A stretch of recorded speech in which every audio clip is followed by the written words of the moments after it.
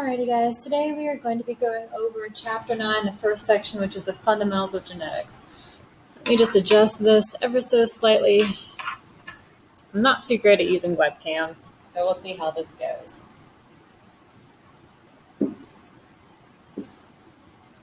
We're going to be doing a lot of Punnett squares in this section, which is why I'm not having you type out any notes, and I feel that you watching the video will be better for you than just reading through them on your own, because I can't show you how to do a Punnett square if you're just reading a PowerPoint. So we got to start here at the very beginning here, and we're talking about this guy, Gregor Mendel. And he did a lot of work with pea plants. So back in 1843, at the age of 21, this guy, Gregor Mendel, entered a monastery in Austria, and his task was to tend to the garden. There's not a whole lot to do there, so he could have been washing dishes or doing laundry. I would think that doing gardening is probably the best of a rather bland situation. In 1851, he attended the University of Vienna to study science and math. With his knowledge, he did research in heredity, and the definition of that is a transfer of characteristics from parents to offspring. When returning to the monastery, Mendel did many experiments with Physaeum sativum, or more commonly known as pea plants. So he studied all this stuff in Vienna, came home, and he tried to apply what he knew to his gardening skills. He observed 7 different characteristics of the pea plants, and each characteristic had 2 different traits. So a trait, by definition, is a genetically determined variant of a characteristic. For example, a trait of a pea plant could be green or yellow, so you have 2 different colors of peas.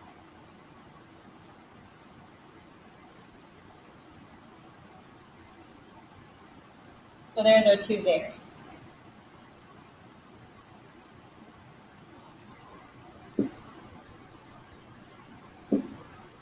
So what is the difference in the traits of these 2 pea plants? Well, if you look at them, we're looking at the actual shape now. We have wrinkled peas versus round peas. So it's the same gene. It's a gene that gives them their texture, but there are 2 different alleles, which would be either a wrinkled texture or a smooth, round texture. So as he was going through pea plants, he observed the following traits. He found that there was plant height, so they could be short or long. Flower position, where are the flowers located along the stem? Pod color, are they green or yellow? Seed texture, are they smooth or are they wrinkled? Seed color, which could be green or yellow. Flower color, which could be purple or white. And pod appearance, which could be inflated or constricted.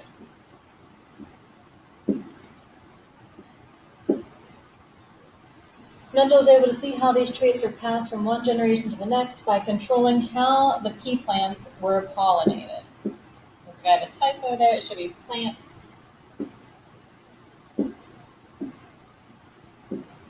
Pea plants were pollinated.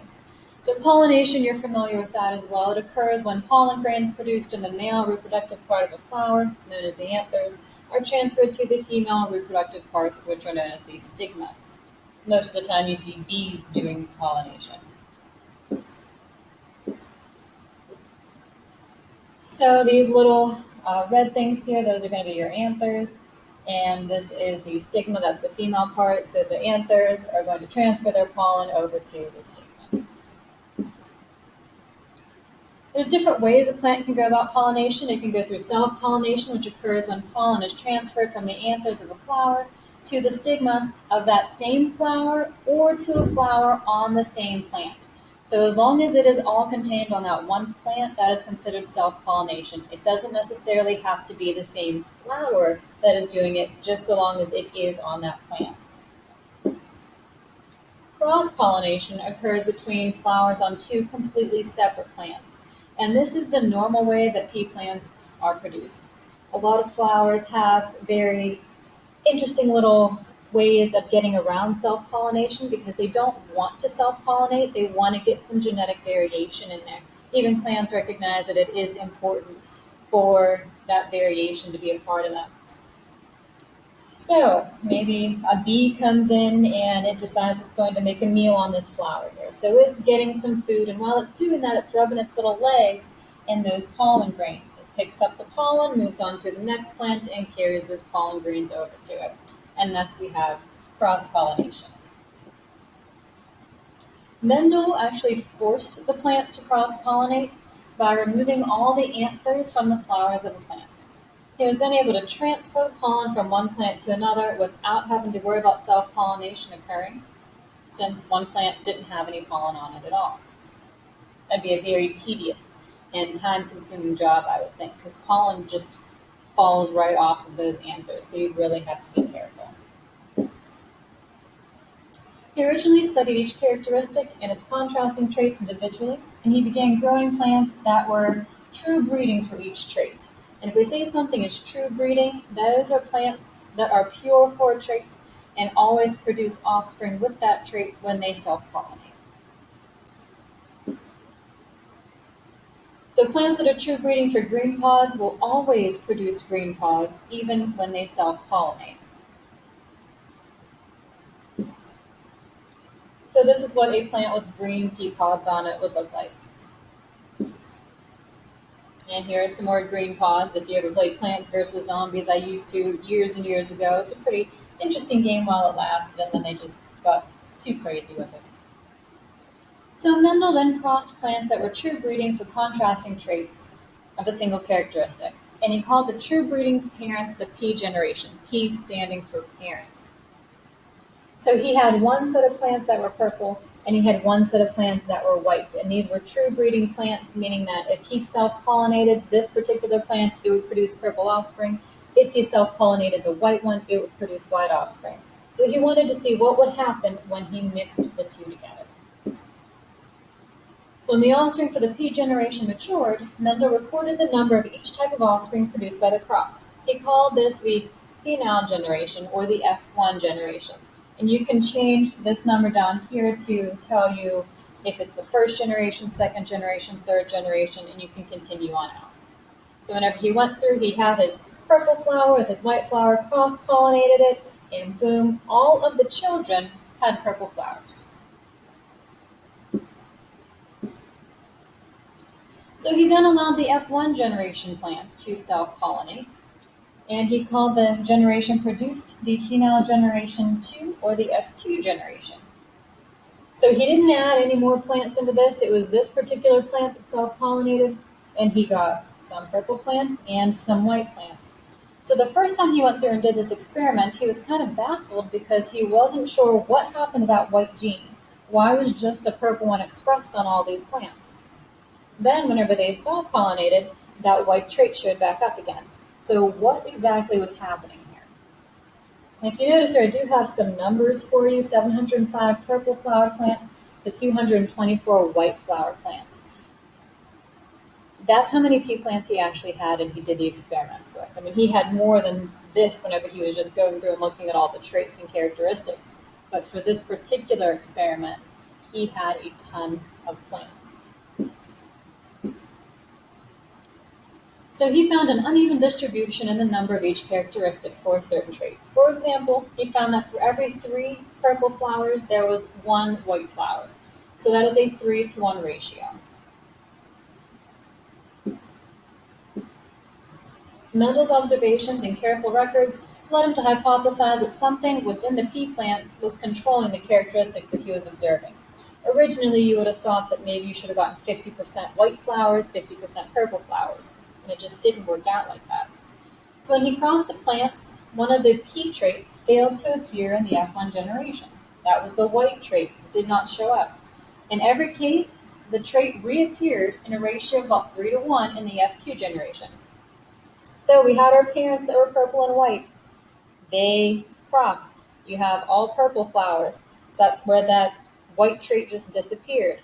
It self-pollinates, and now you have purple and white again, but in a very uneven distribution. So he made the following hypothesis. He said the trait appearing in the F1 generation was controlled by a dominant factor because it masked the trait that was not seen. The trait not appearing in the F1 generation that then reappeared in the F2 generation was going to be controlled by a recessive factor.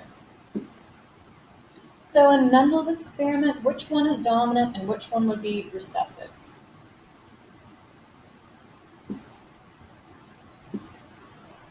Purple would be dominant because that is the one that was seen in that F1 generation, while white is going to be recessive because it was hidden.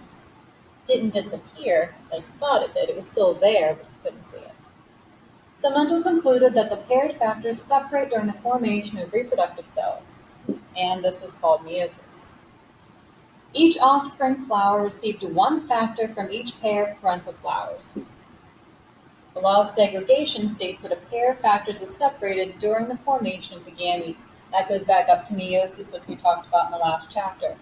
So, if we use P's, and I hate using some letters of the alphabet because it's really hard to determine if it's a capital letter or if it's a lowercase letter. So we have purple flowers versus white flowers. This would be a capital P, and I'm going to make these very well known that they're capital, and these are the lowercase p's. So one trait, or one factor from each parent. So this flower right here is going to have one capital P, and it's going to have one lowercase p.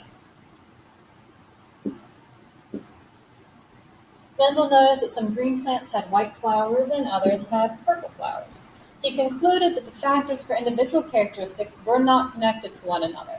For example, color of the pod and color of the flowers were not related, so they were kind of independent of one another. And thus he made up another law, the law of independent assortment, which states that factors separate independently of one another during the formation of the gametes. So just a real quick redo here with meiosis. We're looking at a trait for hair color and eye color on this. So here are your different variations that you could have. You could have brown eyes and black hair, blue eyes and red hair, brown eyes and red hair, or blue eyes and black hair. What we're saying here is that the trait for eye color isn't necessarily connected to the trait for hair color. Molecular genetics is the study of the structure and function of chromosomes and genes. So if you're looking for a career, you can always look into molecular genetics. Recall that a gene is a segment of DNA on a chromosome that controls a particular hereditary trait. Because chromosomes occur in pairs, genes also occur in pairs. So here we have two separate genes. This particular one has an allele for white flowers. This particular one has an allele for purple flowers. These two chromosomes have the same exact traits on them. They contain genes for the same traits. So they both contain a gene for flower color. It just so happens that they are different flower colors. But that's the same for your genes as well.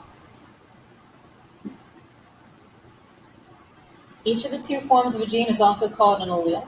So any characteristic that Mendel observed, they were made up of two alleles. And whenever we do our Punnett squares, we represent dominant traits using capital letters. If we are looking at recessive traits, we're going to use lowercase letters. And I use the letters A, B, and R up here because it's very easy to differentiate the capital from the lowercase. You want to try to steer clear of a letter C, a letter S, a letter P, because you can't really tell if it's capital or lowercase. People, they write differently. So try to use the letter A, B, or R whenever we're going through these Punnett squares. During meiosis, gametes receive an allele from each parent for any particular trait. So parent 1, they have alleles A and B. They would have gotten that from their parents. When it came down to their child, they could only give one allele because they get the other one from the other parent. So this parent 1 gave their child allele A. Parent 2 also had the same two alleles.